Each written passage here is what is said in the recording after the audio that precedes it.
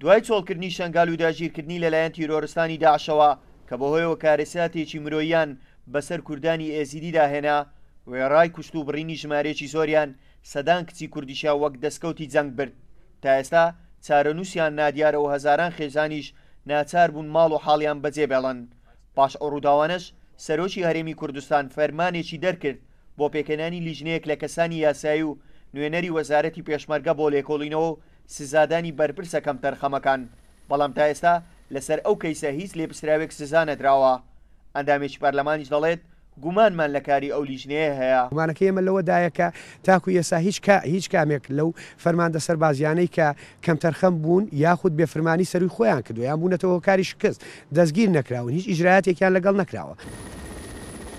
دوای ڕووداوەکانی شنگال کە فەرماندە سەربازیەکان شنگالیان جێهێشت هێزەکانی یەپەگە بۆ بەهاناوەچوونی خەڵکی شنگال هاتنە سنووری باشووری کوردستان و بەشێکی زۆری هاوڵاتیانی شنگالیان لە چیای شنگال ڕزگار کرد.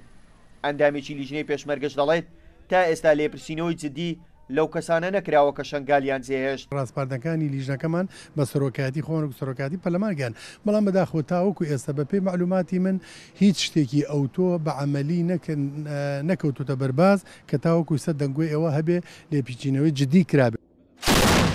کورسات نیوز بۆ وەرگرتنی زانیاری لەبارەی کارەکانی لیژنەی سزادانی لێپرسراوانی کەم تەرخەم لە شنگال پەیوەندی بە وەزارەتی پێشمەرگەی حکوومەتی هەرێمی کوردستان و لیژنەی پەیوەندیدارەکەی سەرۆکی هەرێم کرد. بەڵام بە بیانووی ئەوەی کە کارەکانی ئەو لیژنەیە تەواو نەبووە و ئەوان لە لێکۆڵینەوەدان ئامادە نەبوون هیچ زانیاریەک لەو بارەیەوە بدرچێنن. چەندی مانگ بەسەر کارەساتەکەی شنگال تێپەڕیوە لەگەڵ ئەوەی بەشێک لە هاوڵاتیانی ئێزیدی لە دەستەکدارانی داعش ڕزگاریان بووە بەڵام ئەو لیژنەیە پێکێنراوە بۆ لێکۆڵینەوە لەو بارودۆخە تاوەکو ئێستا نەکەسی سزاداوە نەکەسیشی دەستگیر کردووە. هاوکار عەبدوڕەحمان، کورسات نیوز، هەولێر.